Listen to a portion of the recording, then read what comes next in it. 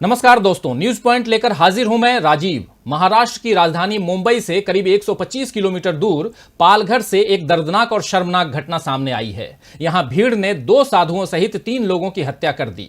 दरअसल गुरुवार यानी 16 अप्रैल की रात लगभग 10 बजे पालघर के कासा इलाके में नासिक की तरफ से आ रही कार में ड्राइवर सहित 3 लोग सवार थे। गांव वालों ने उन्हें रोका और फिर चोर होने के शक में पत्थरों से हमला कर दिया। इलाके में चोरों के घूमने की अफवाह पहले से फैली हुई थी। इस हमले में तीनों की मौके पर ही मौत हो गई। ये तीनों एक अंतिम संस्कार में शामिल होने के लिए सूरत यानी कि गुजरात के शहर सूरत जा रहे थे। महाराष्ट्र पुलिस ने हत्या के आरोप में 110 लोगों को गिरफ्तार किया है, जिनमें 9 जो हैं वो नाबालिग हैं। जब से यह घटना सुर्खियों में आई है तभी से इसे धार्मिक और सांप्रदायिक रूप देने की कोशिश चल रही है। उधर महाराष्ट्र के सीएम उद्धव ठाकरे ने आज प्रेस कॉन्फ्रेंस करके इस घटना की भर्त्सना की है और आश्वासन दिया है कि किसी भी दोषी को छोड़ा नहीं जाएगा। और उन्होंने यह भी कहा है कि इसे सांप्रदायिक या धार्मिक चश्मे से न देखा जाए और न ही कोई अफवाह फैलाई जाए।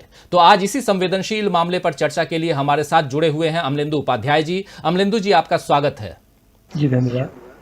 तो 16 अप्रैल की रात अमलेंदु जी, महाराष्ट्र के पालघर में मॉब लिंचिंग की घटना ने देश में फिर से सांप्रदायिक माहौल को लेकर नई चिंता पैदा कर दी है। बीते कुछ वर्षों में देश में भीड़ की हिंसा के कई प्रकरण हुए हैं और इनमें अधिकतर अल्पसंख्यक समुदाय ही निशाने पर रहे हैं, जिसे लेकर केंद्र की मोदी सरकार भी सवालों के घेरे में आती रही है। लेकिन सरकार की ओर से इन सवालों के संतोषजनक जवाब जो हैं कभी नहीं मिले। मगर अब जबकि हिंसा का शिकार हुए लोग संत समुदाय से हैं, तो भाजपा समर्थक पुलिस की भूमिका पर और राज्य सरकार से सवाल कर रहे हैं और वीएचपी यानी कि विश्व हिंदू परिषद जैसे संगठनों को इसमें वामपंथियों की साजिश नजर आ रही है। वैसे किसी भी तरह की हिंसा निंदनीय है और जब भीड़ कानून को दरकिनार कर खुद न्याय करने में उतर जाए तो समाज को सतर्क होने की जरूरत है, क्योंकि आग धर्म देखकर नहीं फैलती है। आप क्या कहेंगे अमलेंदु जी? देखिए, एक तो जो भी घटना हुई है वो काफ़ी निंदनीय है और इस पे जिस तरीके से उद्धव ठाकरे ने एक्शन लिया है वो काबिल तारीफ है। और मुझे लगता है कि उद्धव ठाकरे ने बिल्कुल सही समय पे और सही कदम उठाया है।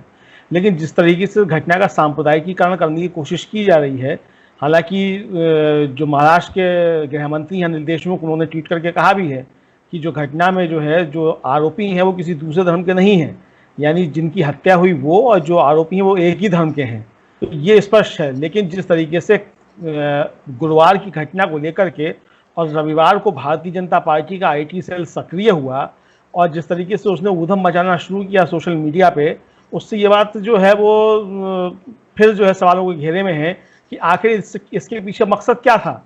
जो घटना हो चुकी, ठीक है, और जबकि ये तब है कि जबकि उनकी आरोपियों की गिरफ्तारी हो चुकी थी, उसके बाद इसको सांप्रदायिक रंग देने की कोशिश की गई और अभियान जो था सोशल मीडिया पे चलाया गया।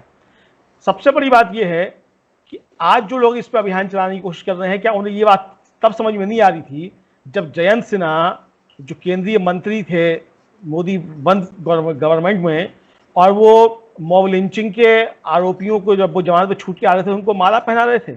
ये बात तब समझ में नहीं आ रही थी। ये बात तब समझ में नहीं आ रही थी जब बुलंदशहर में एक हिंदू इंस्पेक्टर सुबोध कुमार सिंह की हत्या हुई और उसके हत्यारे जब छूट करके आए तो जय श्री राम के नारे लग करके मालाएं पहनाई जा रही थी। ये चीजें तब समझ में नहीं आ रही थी। सवाल ये है कि आप जो है जिस तरीके का माहौल बना रहे हैं और पिछले 6 सालों में जिस तरीके से देश के अंदर माहौल बना है और खासतौर से उसमें सरकार की और सत्तारूढ़ दल की शय रही है, वो एक हिंसक समाज बनाने की ओर जो ले जाया जा रहा है। देखिए, जब समाज हिंसक बनेगा तो फिर वो जब उसके मुंह में खून लग जाएगा हिंसा का, तो फिर वो ये नहीं देखेगा कौन अपना है कौन पराया है। तो चूंकि उसके मुंह में हिंसा का खून लग चुका है, तो आप जिस तरीके से समाज को हिंसक बनाने की कोशिश कर रहे हैं और हर चीज में आप सांप्रदायिकीकरण करने की कोशिश कर रहे हैं। और मैं यहाँ पे ये जोड़ना चाहूंगा कि जो हमारा मुख्य धारा का मीडिया, खासतौर से इलेक्ट्रॉनिक मीडिया जो है, वो इसमें आग में घी डालने का काम कर रहा है, सिर्फ अपनी टीआरपी बढ़ाने के लिए इस देश के अमन चैन को जो है आग लगाने की कोशिश कर रहा है।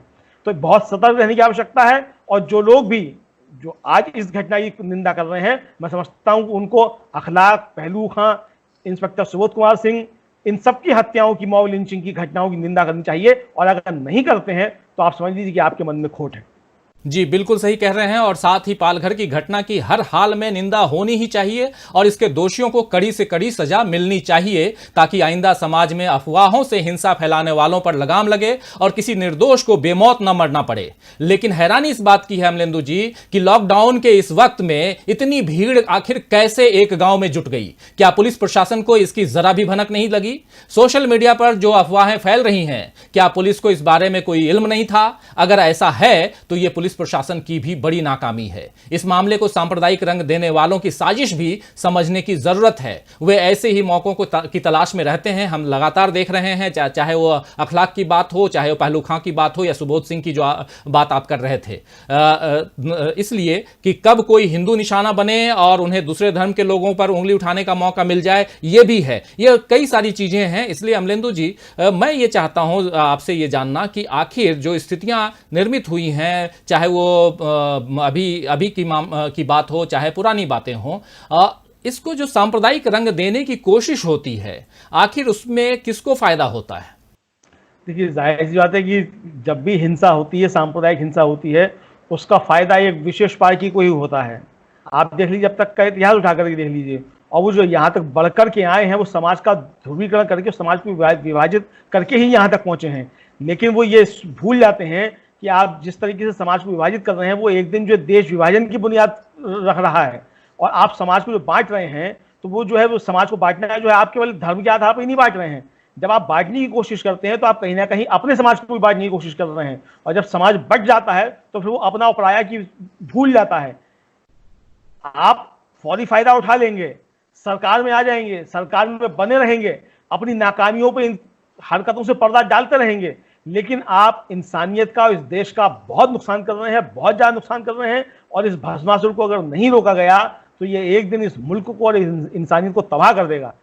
सत्तारूढ़ दल को ये समझने की आवश्यकता है, और इस मीडिया के जो जहरीले एंकर हैं, उनको भी समझने की आवश्यकता है कि आपकी टीआरपी, आपकी सत्ता, ये आपके लिए महत्वपूर्ण हो सकती है, लेकिन इंसानियत के लिए जो इंसानियत महत्वपूर्ण है और ये देश महत्वपूर्ण है, इससे ऊपर उठ करके कोई भी नहीं है। आपका सांप्रदायिक एजेंडा इस देश से ऊपर और मानवता से ऊपर नहीं है। इसलिए बच के रहने की आवश्यकता है, और लोगों को भी जो इन सब चीजों में फंसते हैं, उनको भी संभल के रहने की आवश्यकता है और सोचने की आवश्यकता है कि आप जो ये हरकतें करते हैं, उससे आप किसका हित कर रहे हैं। जाहिर सी बात है कि आने वाली नस्लें आपकी भी खराब होंगी।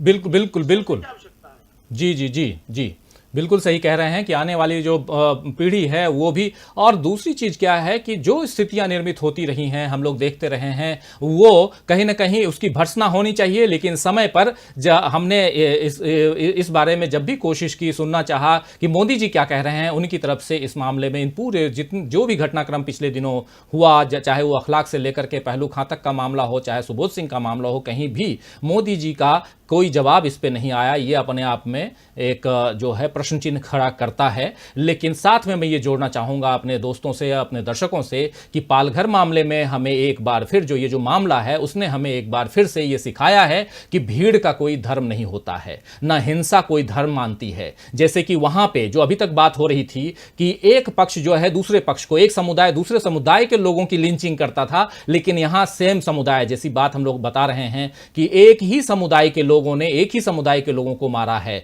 तो इसीलिए भीड़ का कोई धर्म नहीं होता है। अफवाहों के कारोबारी बड़ी चालाकी से लोगों के बीच नफरत का जहर फैलाते हैं, वो जहर इस तरह की भयानक घटनाओं के रूप में बाहर निकलता है जो हम लोग पालघर में देख रहे हैं। इस जहर को काटने का एक ही तरीका है कि समाज में कानून का राज कायम होने दें, जो धर्म जाति की सीमाओं से ऊपर उठकर सबके लिए बराबर हो, तभी हम खुद को बचा पाएंगे और इस देश को, इस धरती को बचा पाएंगे। तो जरा सोचिए इस विषय में और आप लोग चिंतन कीजिए कि आखिर ये घटना, इस ढंग की घटनाएं ना हो, और अफवाह फैलाने वालों से बचिए। और कभी भी ऐसा मत सोचिए कि अगर कोई कुछ कह रहा है तो उसके पीछे भागें, और खासकर व्हाट्सएप यूनिवर्सिटी जो है उससे दूर रहने की कोशिश कीजिए और व्हाट्सएप का उपयोग सिर्फ और सिर्फ सूचनाओं का, वैसी सूचनाओं का, तथ्यपरक सूचनाओं का आदान प्रदान करने के लिए ही कीजिए, ताकि इस समाज का भला हो, हमारा भला हो, आपका भला हो, हम सबका भला हो। तो अमलेंदु जी, आपने इस चर्चा में भाग लिया, आपने अपना वक्त वक्त निकाला, बहुमूल्य वक्त निकाला, इसके लिए बहुत बहुत धन्यवाद।